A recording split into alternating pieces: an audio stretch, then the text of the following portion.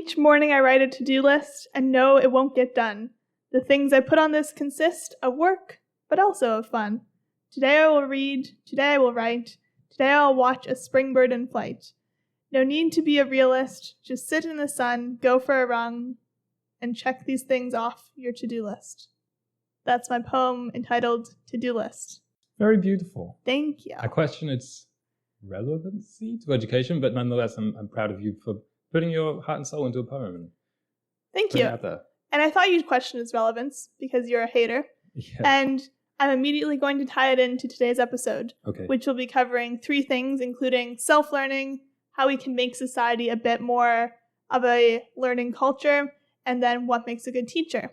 And the first thing is, when I was looking into how to self-teach, I was looking at famously self-taught people throughout history. Yeah. And one person who comes to mind as a really expert teacher is Leonardo da Vinci, or an expert learner, I suppose. And a page out of his journal was actually one of his to-do lists, which I think we can learn a lot from. Yeah, his journal's been on my reading list for a really long time. Yeah, so I'm going to summarize one of his to-do lists because I think you'll find it really interesting if no one else does. So one of the things is calculate the measurement of Milan and its suburbs. The next thing is find a book that treats of Milan, its churches, which is to be had at the stationers on the way to Raduzia. Discover the measurement of the Corte Vecchio. Get the master of arithmetic to show you to square a triangle. Ask Benedetto by what means they go on ice in Flanders. Draw Milan. Ask someone how mortars are positioned. Examine the crossbow of someone. Find a master of hydraulics and get him to tell you how to repair a lock. Ask about the measurement of the sun. That's his to-do list. Actually, yeah, that really inspires me. Like, even just you reading those out, I'm like, I probably shouldn't put laundry and make food on my to-do list every day because those are just subsistence things. Yeah, and the 3 lessons that I learned from this list was, in order to be a better learner and be a self-taught person, you need to have a variety of things. So if your to-do list is just practical or just read these 3 articles, you're not going to grow the way that you would if you had such a variety of things that he did. He also consults a lot with others, which I didn't say all their names because we don't know who they are. But there's a lot of people that he would consult with. He'd go ask them a question, go ask them to show him how to do something. And the final thing, 2 of these included reading books. So reading helps you be a better learner. That's actually pretty great, that thing you said about collaboration. It sounds more collaborative than a lot of our classroom learning. It's true. And there's no reason, I suppose, that self-learning couldn't be that. We kind of, like when I hear that term self-learning, I think, or self-teaching, I think of someone holed away in a library and they've set a little curriculum of books to read or things to write for themselves. But all it means is that you're the person in charge, right? It doesn't mean you have to work in isolation. Yeah, I also had the same assumption of what it means to be a self-learner, which is setting your own curriculum, setting what you want to learn, and then doing it yourself. But just because you work with other people to gain the knowledge is no different than reading it from a book, really, if not more effective. Yeah, so the question was what are some kind of self-teaching methods and how can we keep the same energy from high school and university, especially if you graduate or if you are for some reason just saying, I'm done with public education. Which I feel like everyone gets to that point at some point or another. Well, it is so tempting. I mean, I always wanted to be homeschooled in middle school and high school. I was always begging my parents, and their response was, well, we don't have the time. We can't teach you. And I was always thinking, no, I don't want you to teach me. I want me to teach me. Yeah. But that was just my kind of antisocial behavior kicking into my adolescence, which wasn't a good thing. But tracking progress, yeah, as you said, like setting goals or having a to-do list of any kind is a form of tracking progress, which is probably the most common type, as I mentioned with mine. Even the most mundane things we tend to put into a checklist. But I was also thinking along these lines, not just setting goals, but regularly kind of testing yourself so that you know if your methods are even working. And also being very deliberate about always stepping up what you're doing so that you never plateau and accidentally spend months on something, just kind of going through the motions. I've definitely been in that place. Yeah, I just watched a TED Talk like immediately before this, and the man who was talking, he said, what does it take to be an expert learner? And everyone, of course, said 10,000 hours of work. That's what it takes. But the original research in that was to be an expert, to be a grandmaster, to be the best soccer player in the world, to be the best at something. But his theory was that to learn something, you don't have to put in the 10,000 hours. You have to learn to a point where you can self-correct, which is kind of what you were saying, like knowing if you're making progress. Because when you start out, you don't even know. So like getting to that point where you can, hey, I did that wrong. That's really easy with like an instrument. Oh, that sounded off. But also with language or whatever concept you're learning. And another tip he suggested was putting in really committing to the first 20 hours. Because every single time you show up when you're really new to something, you're going to feel like an idiot and you're going to be like dreading it and procrastinating it, which is one of the biggest barriers to self-learning and putting yourself out there, sort of, because there's a lot of different barriers that people experience because there's no one like holding you accountable besides yourself, and procrastination is one of them. Yeah, it's also the case that with the 10,000 hours thing, it's such a tweet-like statistic that it's so easily understood and you can parrot it very quickly that not all hours are equal. We were saying that with French recently. There's a difference between watching something in a really engaged way and really trying to understand it and just kind of passively listening to it as you do the dishes or something like that. Like there's a big difference. And yeah, I just think effort, minimizing distractions is another key thing. So actually maximizing the time that you are studying for something. Yeah. And this goes in with my next point with regards to self-learning, that is routine and habits, and I'll just call it formality. And this can mean getting dressed. Yes. Like I find when I could be doing the same thing, but if I'm wearing pajamas for one of them, you kind of take cues from, maybe you're lounging on a couch or maybe you're just not wearing any clothes or just with a blanket, and it's a more casual occasion. So maybe you're not putting that much effort into it. And also having a time and a specific place for something, I think, can be really helpful. Being organized can help a lot. Having, because we're not in school, we can say, well, I don't need any of that paperwork or binders or tests, or I don't even need a desk. The good thing is I can practice or study or read this whenever and wherever. And I think that for a lot of people, that doesn't actually work very well, which is why schools are the way they are, for better or worse. Very true. Yeah.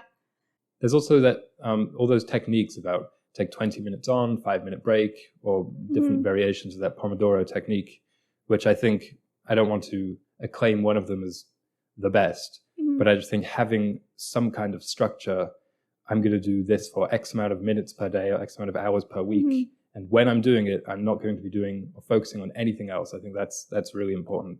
And that's something that's really hard with like the pandemic has basically been this big widespread experiment in self-learning for a lot of kids, because they've been learning from home for the first time and their parents can't monitor them the same way that a teacher could in the classroom. And I think the effects of that with distractions and them basically not being held to really do anything for any length of time as they are at school has not been a good thing. Yeah, a lot of the tips I found were time-based, as you said, with setting specific times that you want to do things. And one of the things that really struck me from the Psychology Today paper journal, they said, okay, you have your whole Saturday off. So you say, I'm going to spend the whole day working on this course or working on this book that I'm reading through and working through. And then you wake up and you say, I have the whole day. I'm going to wait until lunchtime. Then lunchtime rolls around and you're like, I'm kind of hungry. And then you eat and then you get a little bit of work done, but you think, I should maybe do the laundry. And then you end up getting like 15 minutes of work in the whole day. Whereas if you said, okay, on my Saturday, I'm going to set aside 45 minutes and I'm going to prep my mind for this experience and prep my space and put kind of an equal amount of time into the preparation and the aftercare of that experience. And that's just leagues more effective, because there's a lot of research into how we can prep our minds for learning. And that could be taking a nap, drinking coffee, exercising, meditating, and then doing the learning. And then afterwards, kind of solidifying it with, again, some food, with a little bit of exercise, and like sandwiching it in between these traditionally pretty relaxing experiences. And apparently that helps it integrate into your mind better and make the time that you spent way more effective, and you're not going to lose it. Yeah, I would also say on that note, and without wanting to turn this into like a self-help productivity podcast, but if you have the whole day off, just do the thing immediately and don't think about it really. Yeah. Just say, I'm going to do this thing. Don't even say that, just do the thing. Just do the thing. And then that'll get you in the mood for doing things. My next point about self-learning in the Solacene is that we won't just add things to our lives, we'll also subtract them. So the example is if you are wanting to commit to, say, learning an instrument and say you want to do this really properly, I want to, in a year, be able to do this. And you already have quite a full life, as most people already do. You can't just add it on to your already full life and expect to keep juggling the same balls. You have to remove some kind of distraction, which is fine because a lot of people do have a lot of distractions. It doesn't always mean that you have to make some big sacrifice. But I just think that's something that it's not like you can just add an extra hour into your day because there's still going to be only 24 hours. So you have to make room for it. Yeah, and that brings to mind the idea sometimes when you think, oh, I'm going to devote an hour a day to practicing this instrument. And you think, oh, I have so much free time in my day, I'll just do it in my free time. The thing is, the free time of every day, so you have 3 hours of free time, it's not like you're literally doing nothing. You're either on your phone, you're watching movies, you're walking around, you're doing something, but we act as if we're actually doing like literally nothing, and we can just insert that hour of productivity in the place of nothing. But it's actually going in the place of something, even if it's not super productive and is just scrolling on Instagram. You have to be intentional and have to assess your current situation before making these new goals. And another tip I saw was starting out a new project with mastery in mind, which we talked a little bit about last week actually, but painting the picture of like the end goal so that you can see yourself making progress towards it. And I think that's a really good idea. Yeah, that was my final note as well, which was to stay motivated. Because a lot of the intrigue of learning, the way that we are mostly accustomed to it is in a classroom setting, comes from learning as a collective and reacting to new things as a collective. That's kind of it's kind of fascinating when you're in it and when you're all actually engaged. So with that all being removed and you're just learning by yourself, you kind of have to replace it in other ways. So that could be changing your methods somewhat frequently so that they stay fresh. Or reminding yourself about why you're doing this. Rewarding yourself for the work you put in, because procrastination is just like I don't want to start it because I'm going to have pain. That's why you procrastinate. But if you associate a reward with your activities, I think that's really effective. Yeah, I just think it's a much more deliberate necessity to try and stay passionate about something when you're just doing it by yourself. Because you don't have everyone else to kind of raise the energy for you. You have to do it for yourself. Yeah, every day. For sure. I had a few more like kind of practical techniques that we can use in our daily lives to be self-learners. One of them is using learning affirmations, which seems silly, but they are pretty important and powerful if you do, in fact, choose to use them. And you could say, okay, I'm going to wake up and I'm going to say this affirmation of I can learn anything, or I have time to learn, or I can do this. Just really simple learning affirmations to set your mind in the right tone, the right frequency for that activity. One other thing is setting the right difficulty, because as we know with trying to learn French, it's like, oh, I'm going to watch Peppa Pig in French, and it's like, this is too easy, but then it's like, I'm going to watch, what else could you watch in French? Like Harry Potter in French, maybe it's a bit too hard. So it's finding the right difficulty level where you're challenged, but you're not overwhelmed with the task at hand. And the next thing is to learn with a beginner's mind, which is a Zen Buddhist concept of like humbling yourself before you go into a learning activity and saying, just like kind of getting rid of all the preconceptions, all of the things that you might already think you know, because then it's kind of hard to unlearn, because that's just how our brains are wired. We have these like schemas that already exist and we try and fit everything into them, but that's not the best way to learn. That's true. I just had a question come to me completely unrelated. Cool. For next week, which could be to design a Solacene library. I like that. Because we can design the shelves, we can design the books. It's all going to look very Solacene. Yeah, and we can do drawings. And if you're watching on YouTube, you can see the drawings, which you can every week with the organism of the week and whatever else we may show you. You never know. Speaking of the organism of the week, the one for this episode is the giant fir? The giant kelp. The giant kelp. Fun reveal, huh? Ooh, I like that. So this is Macrocystis perifera. Said that a little bit français. And what I find really interesting about this giant kelp is that it's not a plant. What? Yeah, it's a eukaryote. Just resembles a plant. So it's a eukaryote in the group called heteroconts. Cool. And they're not plants, but they do have chloroplasts. So make of that what you will. I always love when animals have chloroplasts. It's just... Yeah, it doesn't seem like it should be. blows your mind. Blows all those preconceptions out of the water. These can be found all around the Pacific Ocean. They grow in kelp forests, which is why I drew two. Ooh, because it's a forest. Yeah. Kelp. An individual algae can reach up to 45 meters in length. And they're also among the fastest growing organisms on the planet. Ooh. Reaching up to 2 feet a day in acceleration. That doesn't, like, imagine watching that. You're just seeing this thing Grow in real growing. time. That's wild. I wonder, in the movie My Octopus Teacher, he was always swimming through these kelp forests, so I wonder if that's the type of kelp that was there. I don't know what that is. It was just a random documentary from last year. This is kelp that has a lot of uses for animal feed and also human food, biofuel, and it is being farmed. It contains a lot of cool minerals, and it isn't endangered, but the kelp forest is the first ever endangered marine community recognized by Australia. I see. Because it's kind of like an organism, but also pretty much an ecosystem. Yeah, I see. That's interesting. Yeah, they are kind of diminishing because of temperatures and also these invasive sea urchins. Yeah, they seem like they'd be very fragile, despite their volume and their mass. They don't exactly have defense mechanisms, do they? I guess. I also didn't come up with like a tie-in for this week's episode. That's so fine. Can you? I said it. I said they... I think I said it. I don't remember what I said. It's a great podcast moment. I don't think you did say anything. Okay, well, I can't come up with the Well, they tie-in. remind me of something in SpongeBob. Yes. Because the way they kind of stretch up and they're all murky and green and brown, which I tried to kind of illustrate with my green and brown, but they're very kind of dirty looking. Cool. Musty looking.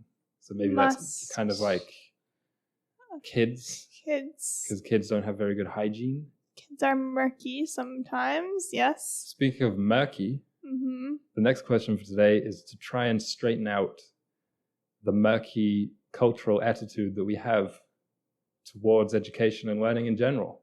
So we're going to be describing the wider cultural landscape in the Solacene. How do we view education? And when I was preparing for this question, I was really feeling negative about the current our culture. And actually I have done since I was very young in school. But then we thought, and we kind of conversed and said, this podcast isn't about criticizing today, though. It's about painting a utopia.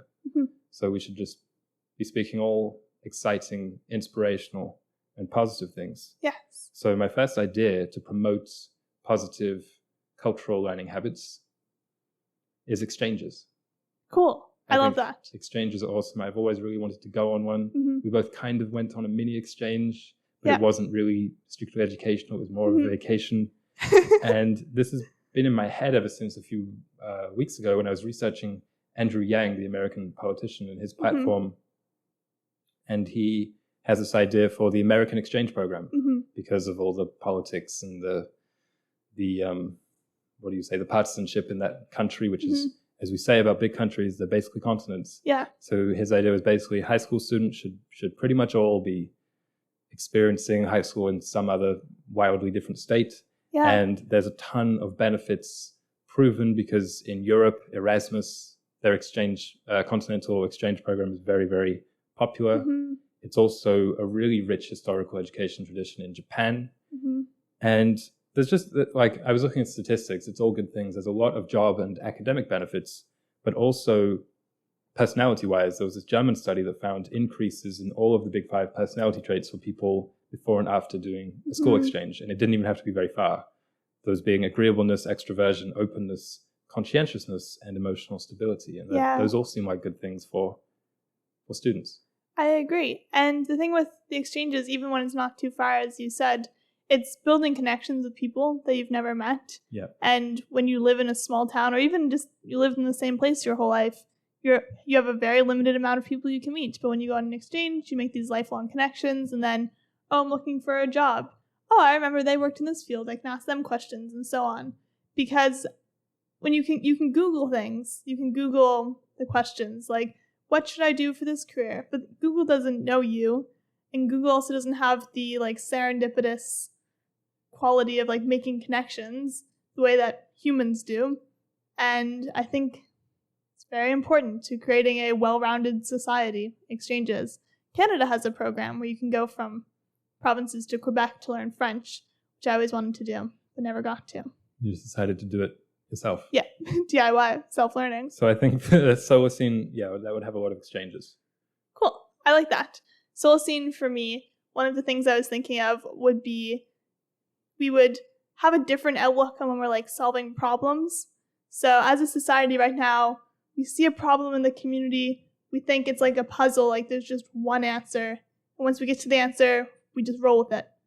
But in the Solacene, I think we could, when we look at a problem, okay, we have a solution, but keep like coming back to it and reevaluating our decisions so that things don't stagnate, because that's how education gets to how it is today. It gets to a point where it's like, okay, this is how we do it, but we don't keep looking at it like a mystery or like a drama. We look at it as just a puzzle with a definite answer. Yeah, that's a big phenomenon, right? In all sorts of fields, every time you innovate, quite frequently, the innovators are left behind because they're stuck on that innovation, which then becomes actually rather old-fashioned at times. Yeah, exactly. And that was something I'd never really thought of before until thinking about how we can make a culture of learning. And it's, the inquisitiveness and the open-mindedness, I suppose. I also think the Solacene would have more of a culture that defines